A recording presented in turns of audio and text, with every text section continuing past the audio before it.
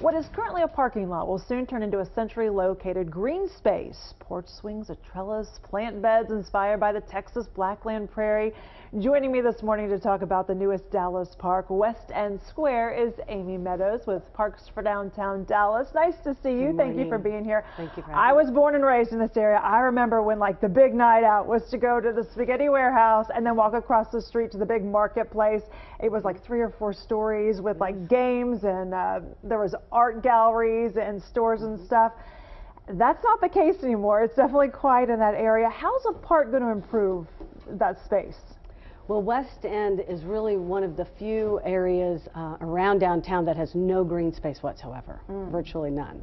So as you well know, it's a lot of hardscape, lots of brick, industrial warehouses, and so green space is something that we believe everyone who either lives or works there or even walks through the West End, let's say from the Omni Hotel to going to Victory, for example, they want some green or a place of respite to enjoy. And also with the new Holocaust Museum that's opened, we anticipate a lot of their visitors will then take a break after they've reflected on what they've seen that day and come over to the park.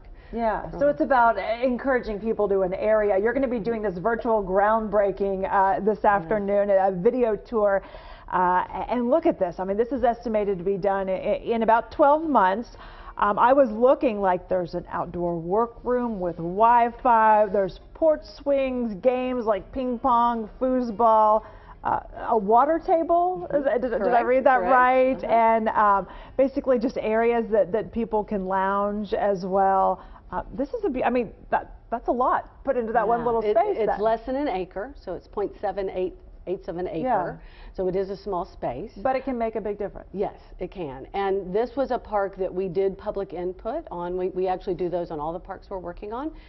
So we heard from the people that live there as well as work there, and tourists too, who wanted to come in and share their feedback.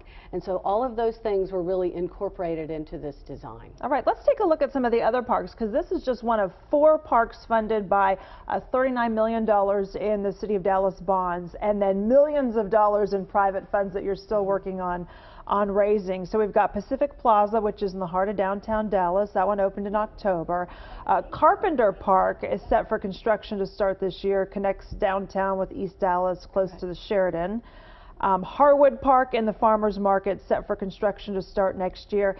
Is all of this because Clyde Warren just turned out to be so successful? And how do you make sure these parks are as successful?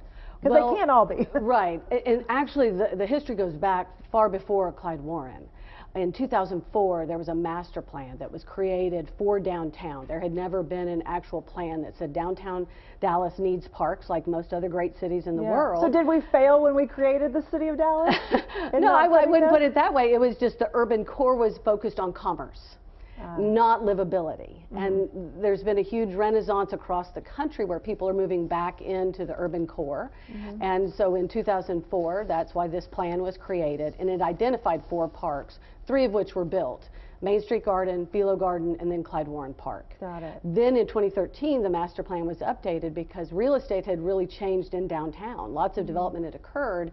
2 parks from the original plan, Pacific Plaza, which you've mentioned, and then West End Square, were identified in '04 but never built.